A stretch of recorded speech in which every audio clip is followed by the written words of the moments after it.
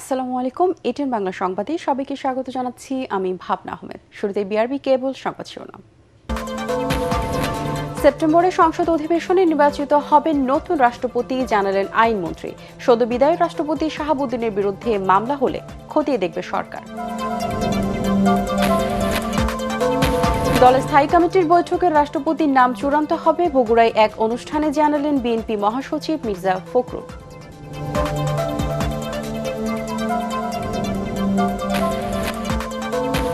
প্রযুক্তি নির্ভর দেশ গড়তে সরকার বদ্ধপরিকর। ন্যাশনাল সেমিকন্ডাক্টর সামিটের উদ্বোধন করেন প্রধানমন্ত্রী। ব্যবসায়ী, উদ্যোক্তা ও বিনিয়োগকারীদের সব ধরনের সহযোগিতার আশ্বাস। রাজধানীর অধিকাংশ সিএনজি ফিলিং স্টেশনে গ্যাসের তীব্র সংকট। চরম ভোগান্তিতে পরিবহন চালকরা। বাসাবাড়ি ও শিল্প কারখানাগুলোতেও একই সমস্যা। 24-এর এই দিনে সেনা মোতায়েনের পর প্রথম জনসমক্ষে আসেন ক্ষমতাচ্যুত সাবেক প্রধানমন্ত্রী শেখ হাসিনা। পরিদর্শনে যান মেট্রো রেল স্টেশন। আরও বিক্ষুব্ধ হয় জনতা। এবং প্রতিবারের মতো এবারও নানা রূপকথার জন্ম ফুটবল বিশ্বকাপে। একই সঙ্গে বিশ্বমঞ্চ থেকে বিদায় একের পর এক মহাতারকাদের।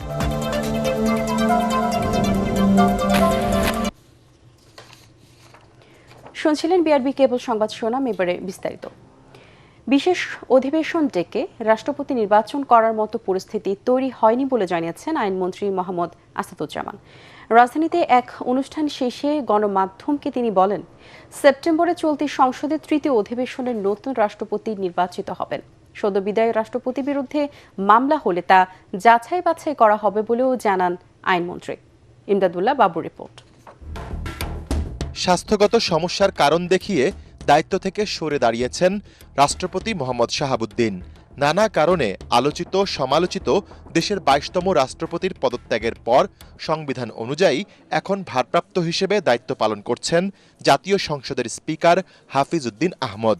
সাংবিধানিক বাধ্যবাধকতা অনুযায়ী রাষ্ট্রপতি পদ শূন্যের 90 দিনের মধ্যে জাতীয় সংসদের মাধ্যমে নির্বাচন আয়োজন করতে হবে।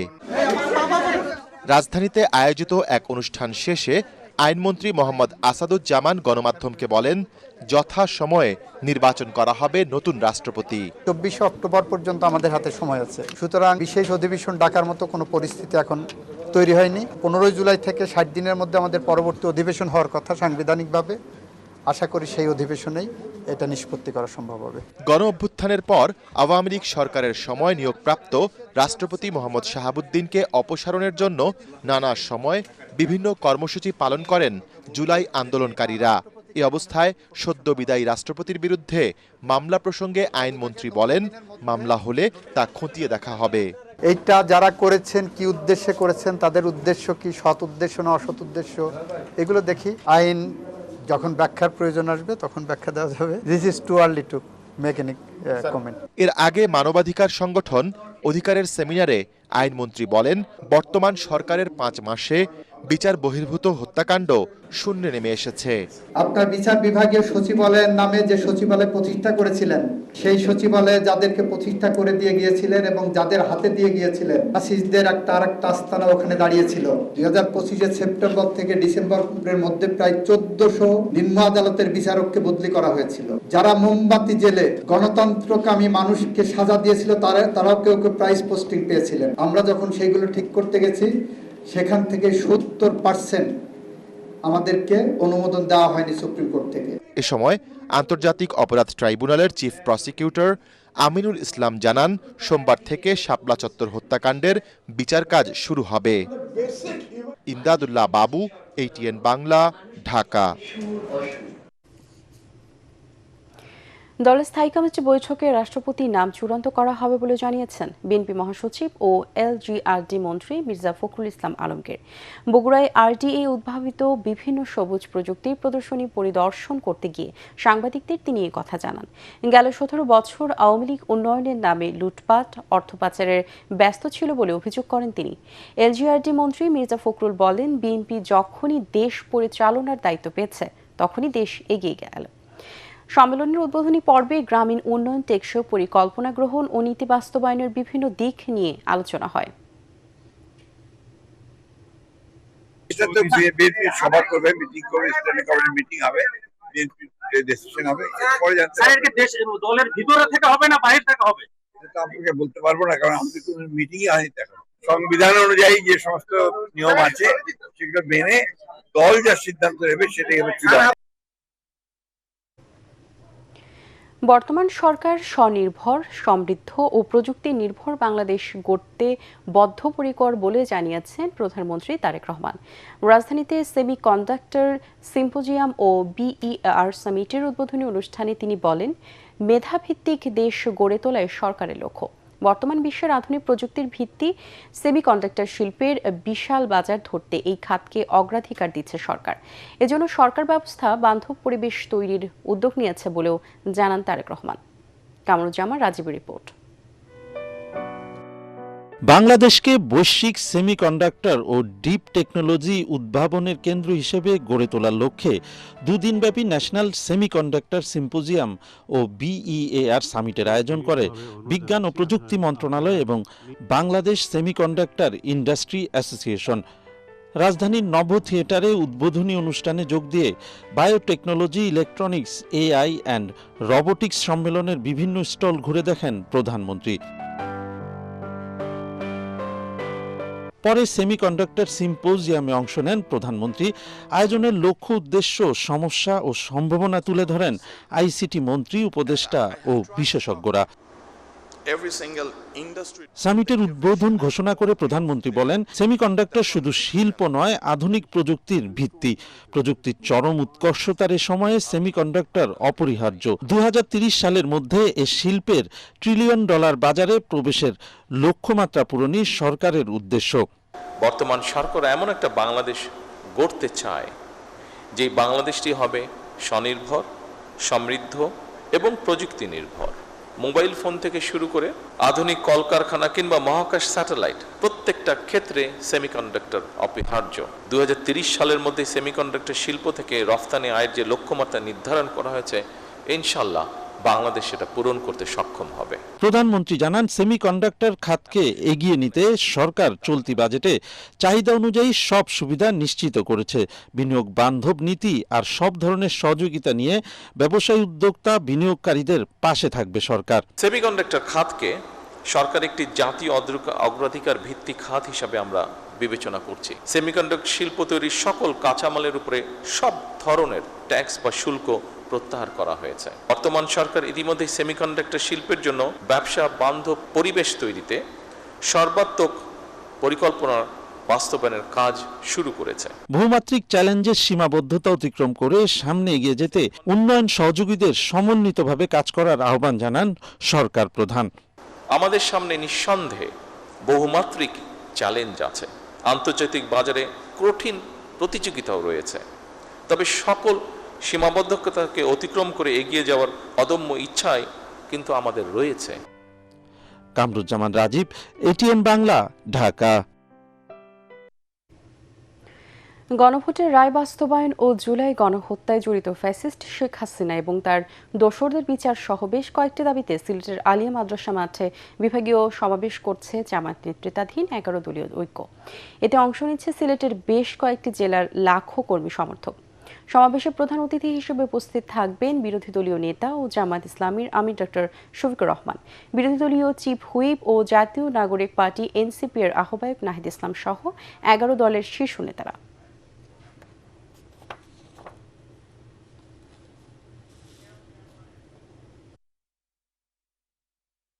দর্শক, সিলেটের আলিয়া মাদ্রাসা মাঠে আছেন আমাদের সহকর্মী খায়রুল ইসলাম, যুক্ত হচ্ছি তার সাথে।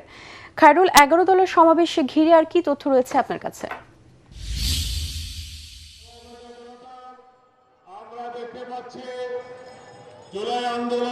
জি, আপনি জানেন যে জুলাই সনদ বাস্তবায়ন এবং গণভোটের রায় বাস্তবায়ন এবং জুলাই আন্দোলনে যে গণহত্যা হয়েছে সেই গণহত্যার বিচারের দাবিতে কিন্তু সিলেটের এই আলিয়া মাদ্রাসা মাঠে কিন্তু বিভাগীয় সমাবেশ করছে জামাত সহ 11 দলীয় ঐক্য।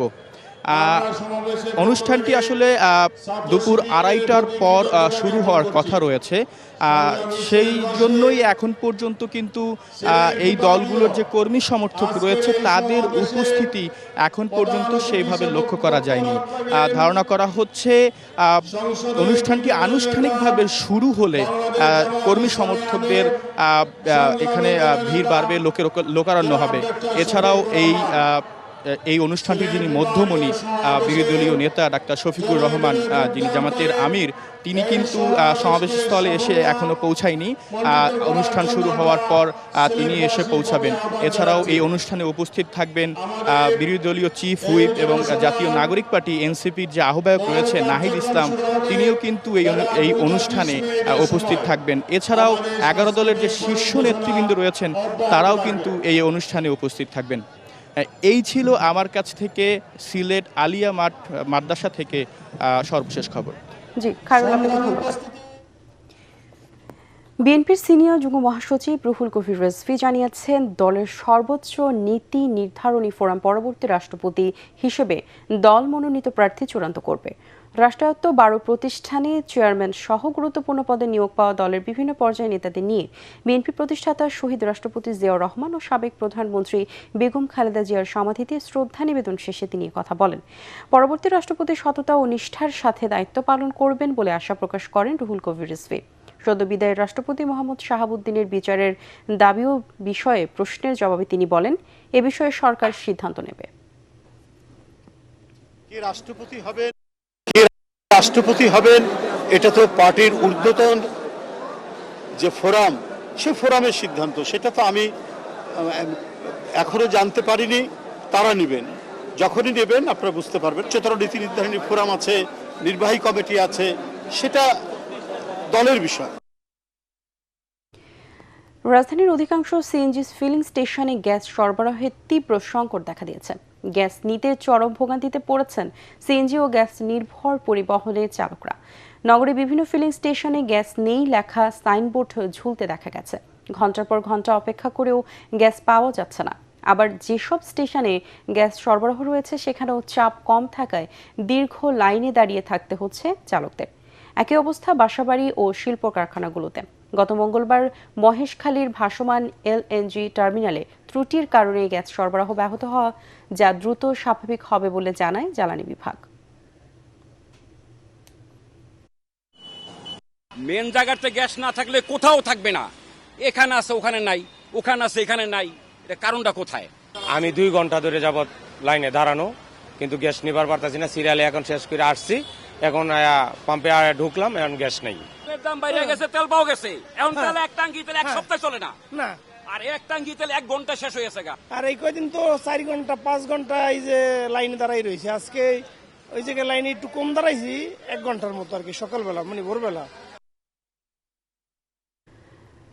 রাজধানী গ্যাস সংকট নিয়ে খোঁজ খবর রাখছেন আমাদের সহকর্মী তরিক ইসলাম। তেজগাঁওয়ে সিএনজি স্টেশনে আছেন সহকর্মী তরিক ইসলাম, আমরা সরাসরি যুক্ত হচ্ছি তার সাথে। তরিক, সিএনজি পাম্পের পরিস্থিতি এখন কেমন দেখছেন এবং কবে নাগাদ এই সংকট কাটতে পারে বলে ধারণা করা হচ্ছে?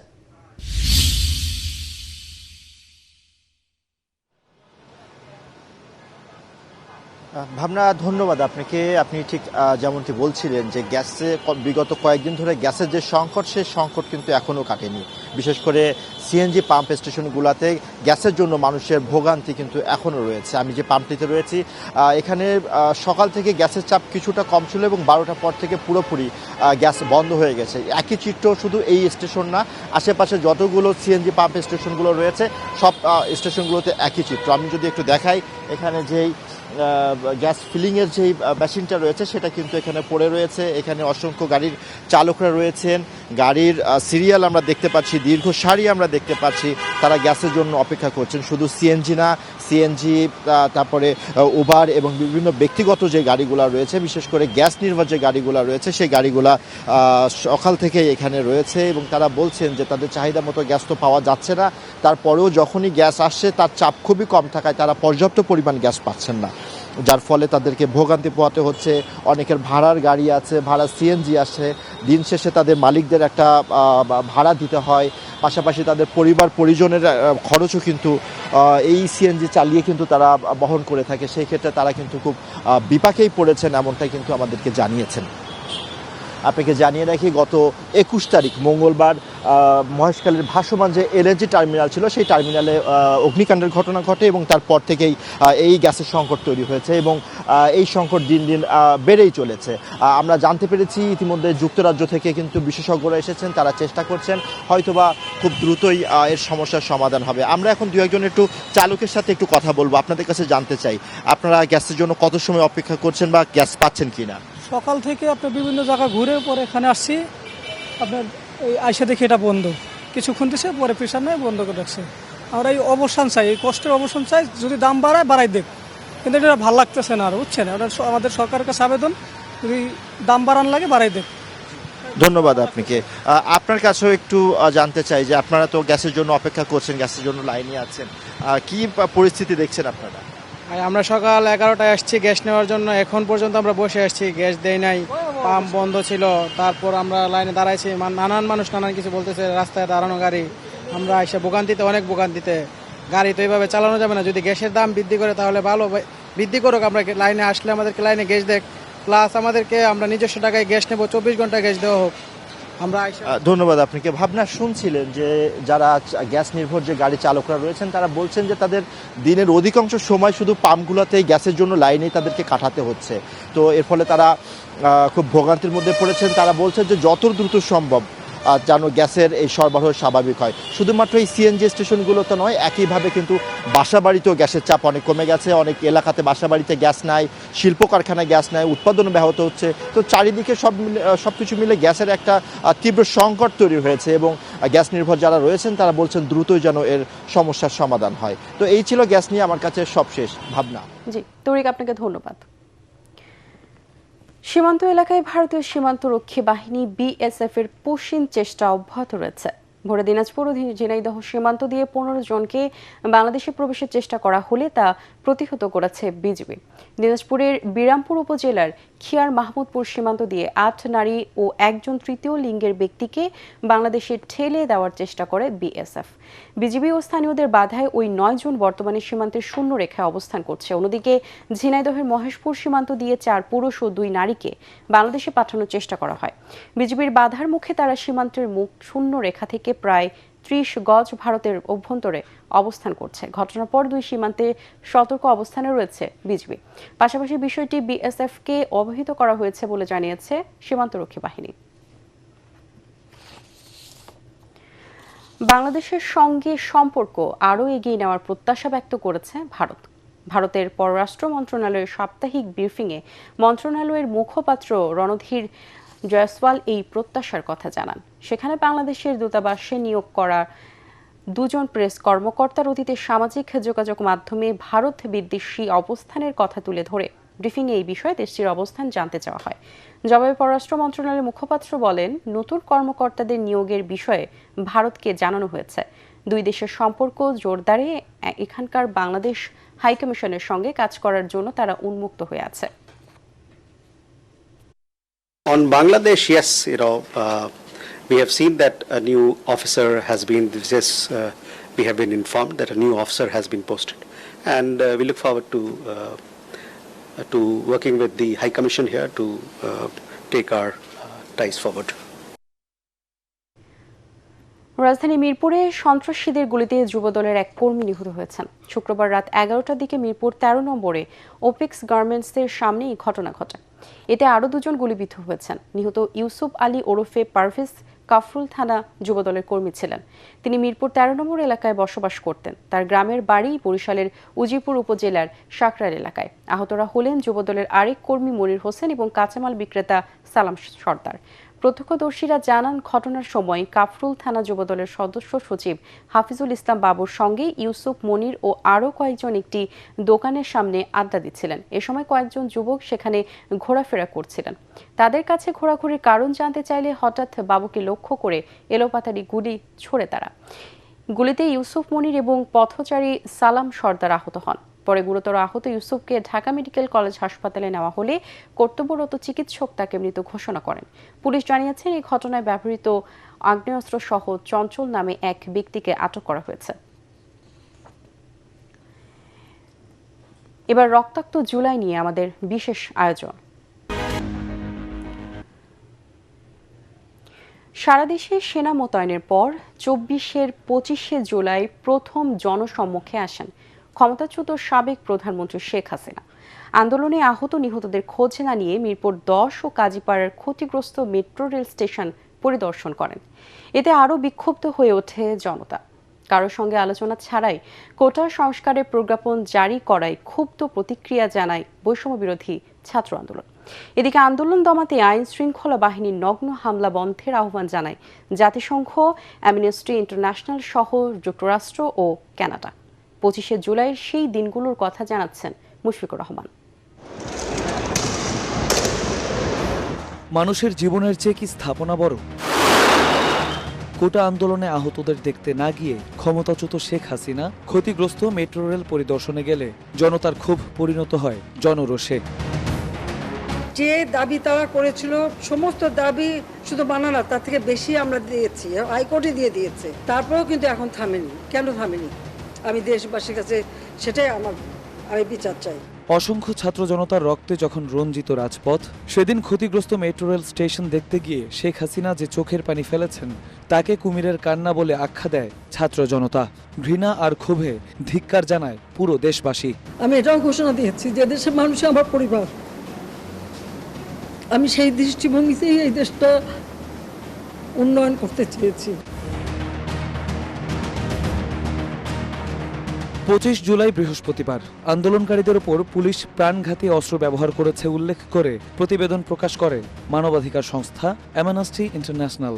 অন্যদিকে পরিস্থিতি পুরোপুরি স্বাভাবিক না হওয়া পর্যন্ত শিক্ষা প্রতিষ্ঠান খোলা হবে না বলে জানায় তৎকালীন শিক্ষামন্ত্রী নওফেল। আন্দোলন দমাতে কারফিউ শিথিল ও বলবতের খেলা তখনও চলমান। স্থিতিশীলতা সেটাকে পোক্ত না করে প্রতিষ্ঠান খুলে আবারও রক্তের রাজনীতির বলি।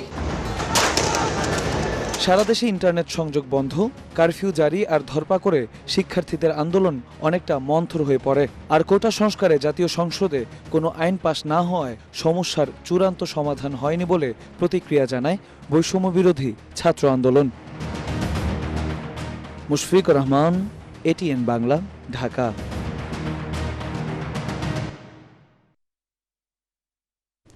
এবার বিশ্বকাপ ফুটবলের খবর।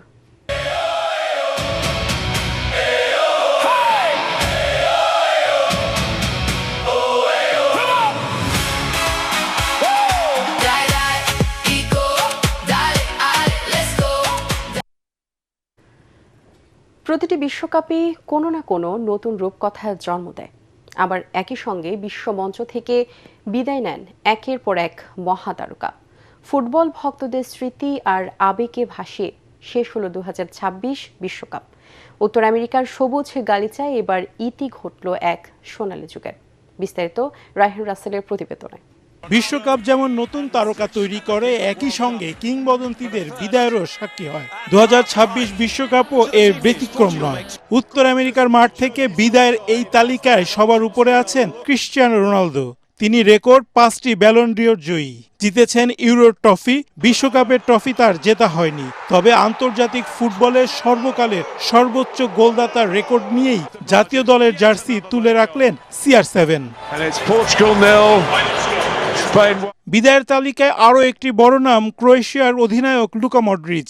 ২০১৮ সালে ব্যালন ডিওর জয়ী এই মিডফিল্ডার ক্রোয়েশিয়াকে বিশ্বকাপের ফাইনালে এবং সেমিফাইনালে তুলেছিলেন। দেশের হয়ে দীর্ঘ ও সোনালী অধ্যায়ের ইতি টানলেন ২০২৬ বিশ্বকাপে। জার্মানির হয়ে ১২৮ ম্যাচ খেলা ম্যানুয়েল নোয়ারও আন্তর্জাতিক ফুটবলকে বিদায় বলেছেন। ২০১৪ সালের বিশ্বকাপ জয়ী এই গোলরক্ষক আধুনিক সুইপার কিপার হিসেবে ফুটবলের সংজ্ঞা বদলে দেন। অনেকটা অপ্রত্যাশিতভাবে আবেগময় বিদায় নেন ব্রাজিলের নেইমার। ১৩০ ম্যাচে সেলেসাওদের জার্সিতে তিনি সর্বোচ্চ ৮০টি গোল করেন, তবে তারও কেবল বিশ্বকাপের সোনালী ট্রফিটি জেতা হলো না। খেলোয়াড়দের পাশাপাশি একটি ঐতিহাসিক যুগেরও অবসান ঘটেছে। টানা 14 বছর ফ্রান্সের দলের কোচ ছিলেন দিদিয়ের দেশম। এবার তিনি দায়িত্ব ছেড়েছেন। খেলোয়াড় হিসেবে 1998 সালে এবং কোচ হিসেবে 2018 সালে জেতেন বিশ্বকাপ। এই বিদায় গাথায় উঠেছে লিওনেল মেসির নামও, যদিও অবসর নিয়ে এখনো কোনো আনুষ্ঠানিক ঘোষণা দেননি আর্জেন্টাইন কিংবদন্তি। তবে বয়সের হিসেব বলছে 2030 বিশ্বকাপে তার মাঠে নামা হবে বেশ চ্যালেঞ্জিং। 2026 বিশ্বকাপই তাই বিশ্বমঞ্চে ফুটবল জাদুকরের শেষ দৃশ্য হয়ে থাকতে পারে।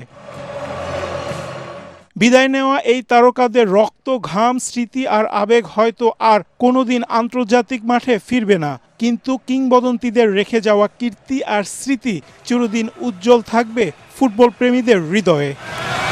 রায়হান রাসেল, এটিএন বাংলা। এবারে থাকছে পূবালী ব্যাংক বাণিজ্য সংবাদ।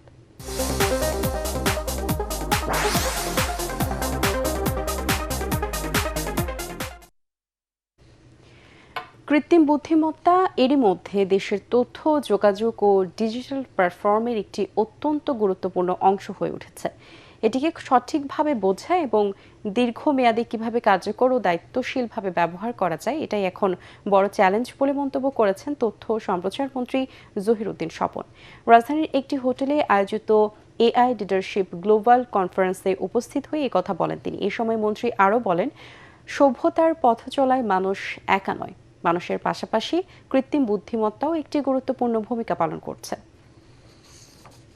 আমাদের দেশের শিক্ষা ব্যবস্থা, আমাদের দেশের তথ্য ব্যবস্থাপনা, আমাদের দেশের বিজ্ঞান, আমাদের দেশের গবেষণা, সব ক্ষেত্রেই কৃত্রিম বুদ্ধিমত্তাকে আমরা যাতে বন্ধু হিসাবে পাই, কারণ কৃত্রিম বুদ্ধিমত্তাকে বন্ধু হিসাবে পাওয়া এবং ধরে রাখাটাই কিন্তু এখন সবচেয়ে বড় চ্যালেঞ্জ। এবারে আন্তর্জাতিক সংবাদ।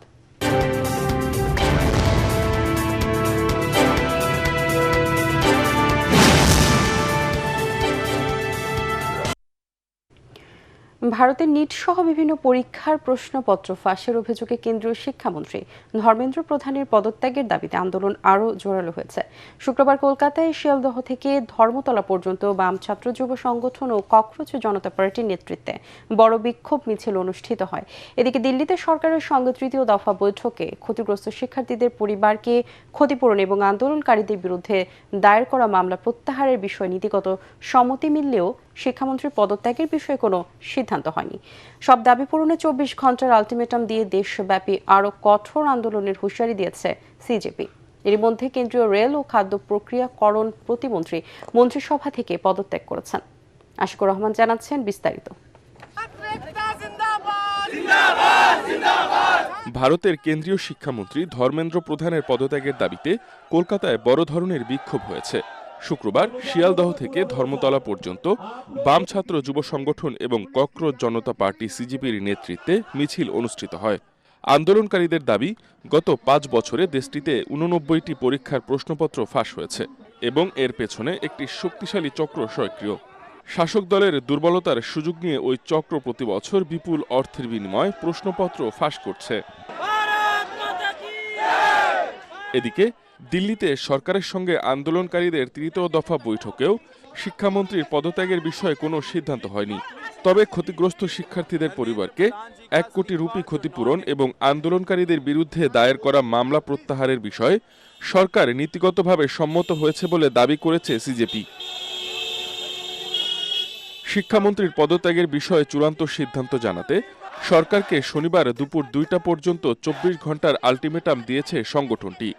নির্ধারিত সময়ের মধ্যে দাবি পূরণ না হলে দেশব্যাপী আরও কঠোর আন্দোলনের হুঁশিয়ারি দিয়েছে সিজেপি। এরই মধ্যে কেন্দ্রীয় রেল ও খাদ্য প্রক্রিয়াকরণ প্রতিমন্ত্রী রণবীর সিং বিট্টু মন্ত্রিসভা থেকে পদত্যাগ করেছেন। তবে দ্য হিন্দুস্তান টাইমস জানিয়েছে, আগামী বছর পাঞ্জাবের বিধানসভা নির্বাচনের আগে তিনি বিজেপির সাংগঠনিক কার্যক্রমে গুরুত্বপূর্ণ ভূমিকা পালন করবেন। আশিকুর রহমান, এটিএন বাংলা। বাংলাদেশ চলচ্চিত্র শিল্পী সমিতি নির্বাচনে সর্বোচ্চ ভোটে সিনিয়র সহসভাপতি নির্বাচিত হওয়ায় এটিএন নিউজ ও এটিএন বাংলার চেয়ারম্যানের উপদেষ্টা এবং চিত্রনায়ক ডি.এ. তায়েবকে সংবর্ধনা দিয়েছে বাংলাদেশ চলচ্চিত্র শিল্পী সমিতি। এ উপলক্ষে মুন্সিগঞ্জে সিরাজদি খানের দিনব্যাপী বনভোজন ও গণসংবর্ধনার আয়োজন করা হয়। সিরাজদি খানের উপজেলা নিমতলী মডার্ন গ্রিন সিটি বেসরকারি রিসোর্টে বাংলাদেশ চলচ্চিত্র শিল্পী সমিতির আয়োজনে এই অনুষ্ঠানের উদ্বোধন করেন লতা গ্রুপ অব কোম্পানির চেয়ারম্যান আইয়ুব আলী ফাহিম। অনুষ্ঠানে বিভিন্ন সংগঠন ও আহ্বায়ক উদযাপন কমিটির উপদেষ্টা মনসুর হোসেন মানিকের সভাপতিত্বে প্রধান অতিথি ছিলেন নবনির্বাচিত সিনিয়র সহসভাপতি ডি.এ. তায়েব। বিশেষ অতিথি ছিলেন প্রডিউসার, গবেষক ও লেখক মাহবুবা শাহরিন এবং বিশিষ্ট ব্যবসায়ী আহমেদ আল জামান।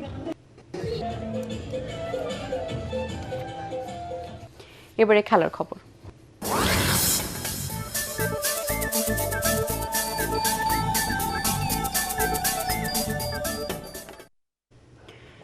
বিশ্ব ফুটবলের সর্বোচ্চ সংস্থা ফিফার সভাপতি জিয়ান্নি ইনফান্তিনোর বিরুদ্ধে ওঠা রাজনৈতিক নিরপেক্ষতা ভঙ্গের অভিযোগ খারিজ করে দিয়েছে আন্তর্জাতিক অলিম্পিক কমিটি আইওসি। এই অভিযোগটি করেছিল মানবাধিকার সংস্থা ফেয়ার স্কয়ার। সংস্থাটির দাবি ছিল ইনফান্তিনো মার্কিন প্রেসিডেন্ট ডোনাল্ড ট্রাম্পকে রাজনৈতিকভাবে সমর্থন দিচ্ছেন। তবে আইওসি জানায় অভিযোগটি তাদের নৈতিকতার কমিশনের এখতিয়ারভুক্ত নয়। প্রতিটি আন্তর্জাতিক ক্রীড়া সংস্থা নিজস্ব পরিচালনায় স্বাধীন। এর আগে ট্রাম্পকে ফিফার শান্তি পদক দেওয়া এবং তার অনুষ্ঠানে ইনফান্তিনোর উপস্থিতি নিয়ে বিতর্ক তৈরি হয়। তবে আইওসি বিষয়টি ইতিবাচকভাবে দেখেছে। সংস্থাটি জানায় গাজায় ফুটবলের মাধ্যমে উন্নয়ন ও পুনর্বাসনে কাজ করছে ফিফা। এমন উদ্যোগ একজন ক্রীড়া প্রধানের দায়িত্বের সঙ্গেই মানানসই।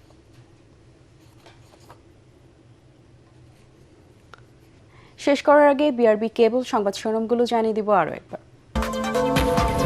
সেপ্টেম্বরে সংসদ অধিবেশনে নির্বাচিত হবেন নতুন রাষ্ট্রপতি, জানালেন আইনমন্ত্রী। সদ্য বিদায়ের রাষ্ট্রপতি শাহাবুদ্দিনের বিরুদ্ধে মামলা হলে খতিয়ে দেখবে সরকার।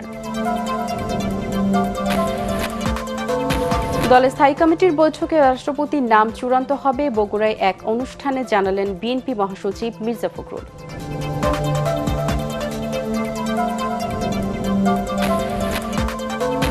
প্রযুক্তি নির্ভর দেশ করতে সরকার বদ্ধপরিকর। ন্যাশনাল সেমিকন্ডাক্টর সামিটের উদ্বোধন করেন প্রধানমন্ত্রী। ব্যবসায়ী, উদ্যোক্তা ও বিনিয়োগকারীদের সব ধরনের সহযোগিতার আশ্বাস।